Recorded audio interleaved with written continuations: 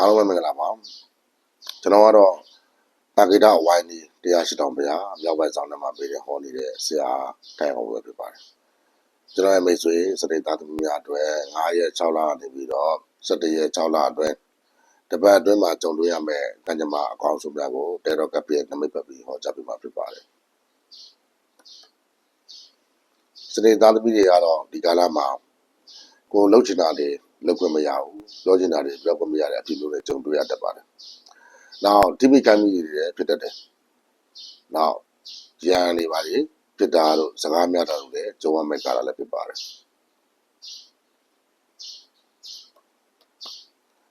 အဲ့တော့ငွေကြီးနဲ့ပတ်သက်လာရင်တော့ဒီကာလမှာစုဆောင်းမိနိုင်တဲ့ကာလလည်းဖြစ်ပါတယ်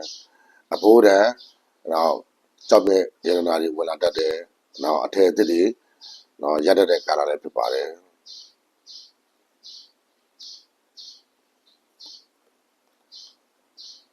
တနင်္ဂနွေသားသမီးအင်္ဂါသားသမီးနဲ့ပတ်သက်ပြီးတော့စိတ်ချမ်းသာစရာတွေကြား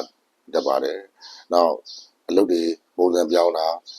အယူဆတွေပြောင်းတာလုပ်ငန်းပုံစံပြောင်းတာတွေပေါ့နော်အဲ့ဒါမျိုးတွေလည်းကောင်းသောပြောင်းခြင်းဖြစ်တဲ့ကြုံရတတ်ပါတယ်နောက်ပြီးတော့အဲ့ဒီတနင်္ဂနွေအင်္ဂါသားသမီးတွေနဲ့ပတ်သက်ပြီးတော့ရဝေးကြီးထွက်တာတွေလည်းကြုံရတတ်တဲ့ကာလလည်းဖြစ်ပါတယ်ကောင်းလည်းကောင်းပါတယ်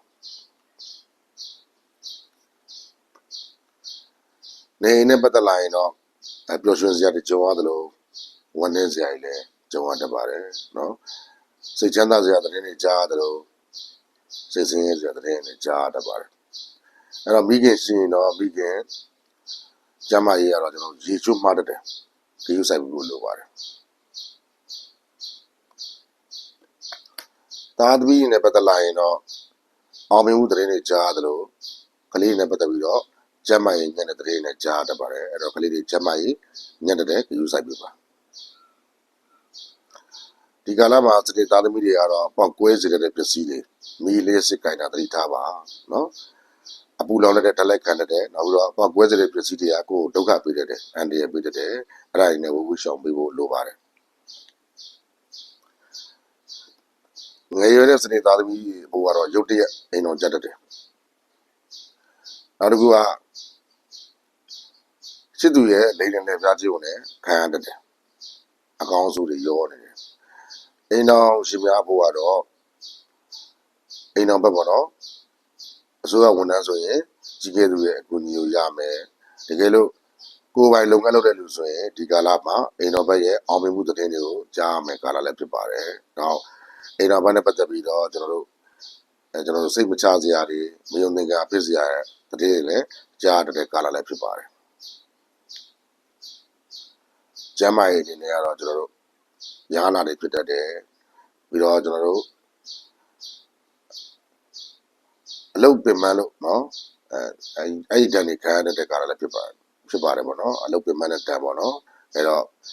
ဒီကာလမှာ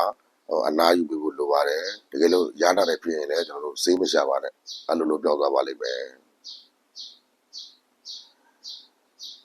ကိုယ့်ရဲ့အတွေးခေါ်ယူဆနဲ့ပတ်သက်လာတဲ့အချိန်မှာအရင်ကကောင်းနေတဲ့ကာလလည်းဖြစ်ပါတယ်ကိုယ့်ရဲ့အတွေးခေါ်ယူဆတွေဟာတကယ်ကိုအောင်မြင်တဲ့အတွေးခေါ်တွေ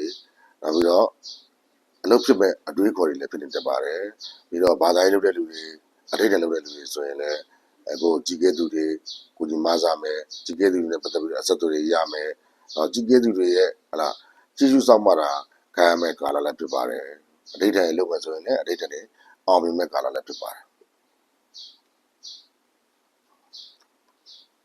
လုပ်ငန်းခွင်မှာတော့အောက်လက်ငယ်သားရဲ့အကူအညီတွေကိုရမယ်နောက်ကြီးကဲသူတွေရတယ်ပြီးတော့ကိုယုံကြည်လို့ဆိုပြီးတော့အလုပ်တွေတက်ပြီးအတာအလုပ်ပေးတာတွေကြုံရမယ့်ကာလလည်းဖြစ်ပါတယ်အထူးသတိထားပါတော့မိမတူကိုမကောင်းတဲ့တွေပြောတတ်တယ်အလုပ်ကိုထိခိုက်အောင်နှောက်ယှက်တတ်တယ်ဒီလိုဆိုင်ပေးပါဝေးကြီးနဲ့ပတ်သက်လာရင်တော့ကျွန်တော်ညံ့နေပါတယ်နော်ဝေးကြီးနဲ့ပတ်သက်လာရင်၄တော့ပေါင်းခတ်ထားတဲ့ chain ထဲမှာနေရတယ်လို့ပဲဝေးဝင်ဖို့လမ်းစာပြောက်တဲ့ကာလလည်းဖြစ်ပါတယ်နော်ပြီးတော့ကိုမှရှိတဲ့ပစ္စည်းလေးတွေထုခွဲရောင်းချရတဲ့အထိဝေးပြတ်သွားတဲ့ကာလလည်းဖြစ်ပါတယ်အဲ့တော့ကိုမှခက်ခဲလေးပြီးပြောက်သွားဖို့အတွက်ကျွန်တော်တို့အရာမတူတဲ့ခွေးနှကောင်ကိုအိမ်မှာရှိတဲ့ဟင်းနဲ့တပင်းနဲ့နေပြီးတော့အဲ့ဒီခွေးအရာမတူတဲ့ခွေးနှကောင်ကိုဒါနပြုပါကျွေးပေးပါပြီးရင် ကိုမှအခက်အခဲတွေနဲ့အခက်အခဲတွေပြီးတော့ဆူတောင်းပါအဲ့လိုလုပ်လိုက်မယ်ဆိုရင်ကိုမှရှိတဲ့အခက်အခဲတွေပြီးတော့ကောင်းဆုံးချမ်းသာများရရှိသွားမှာဖြစ်ပါတယ်ခင်ဗျာ